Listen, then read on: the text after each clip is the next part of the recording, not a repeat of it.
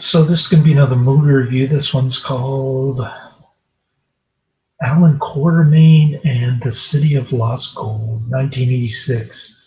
Rated PG. It's going to be another canon flick. This one's filmed in Zimbabwe. People said it was a ripoff on King Solomon's Mines. Actually, it was filmed at the same time as King Solomon's Mine. This is a sequel. Supposedly, King Solomon's Mines is supposed to be better than this. God, I hope so, if I ever get around to watching it. People said it was a ripoff on Indiana Jones.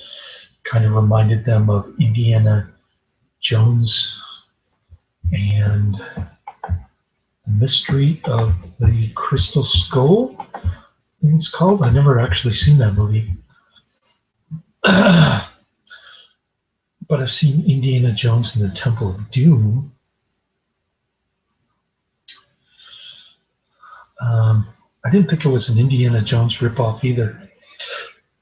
Rather, it's a ripoff on King Solomon's Treasure from 1977. So there you have it. Just wanted to set the record straight. Anyways, Richard Chamberlain is this guy living in Africa, and Sharon Stone is his debutante bride, I guess. She likes buying him plaid suits, tacky-looking suits. He doesn't like to wear them. Matter of fact, he uses it to combat the hooded natives there. They wear white hoods. They look like a trick or treat guy from a horror flick. So some guy is just stumbling around. Looks like he's dying. He's running from these hooded characters. He ends up getting choked with a mosquito net. I guess they banned DDT by this time, probably. So they're using these ineffective mosquito nets. Anyways.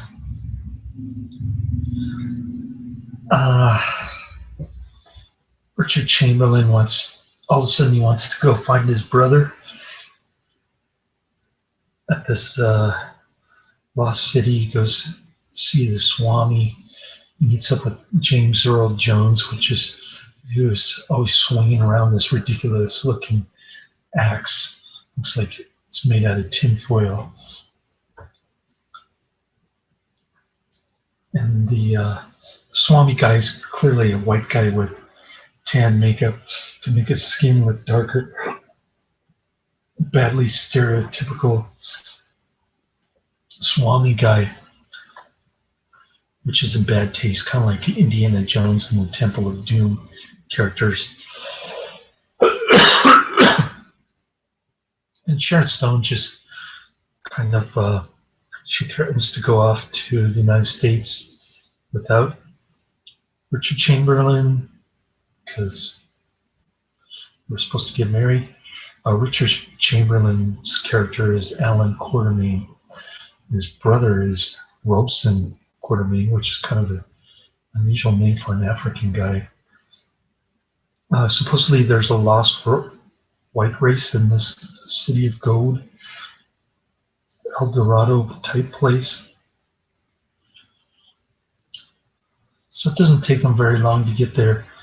Henry Silva looks like Ronnie James Dio in this one. He's got the frizzed out hairdo like Dee Schneider. Anyway, he plays some kind of religious guy. He's got some kind of hold over the people because they're afraid of him. And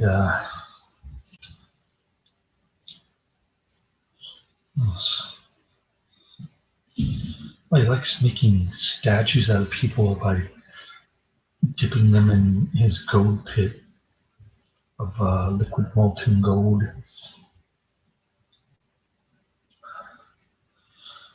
Anyways, he doesn't get along much with Allan Quatermain. Cassandra Peterson is there as one of the two supposed ruling queens of the city of gold. She doesn't say much except for when she falls into the gold pit at the end. Thank God she doesn't have any lines in this. Also known as Elvira, Mistress of the Dark. I used to collect her comic books when I was a teenager. Anyways,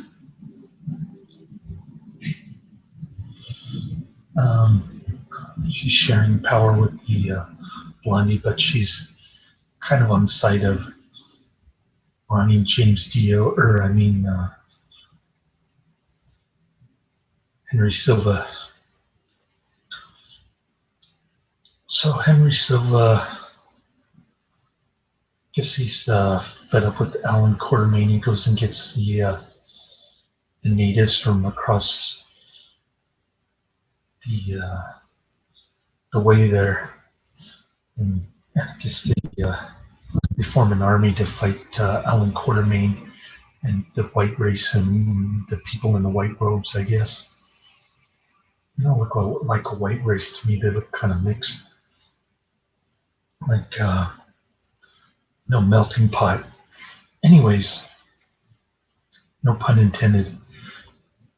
Yeah, there's a climax scene. The Swami guy's trying to steal gold, and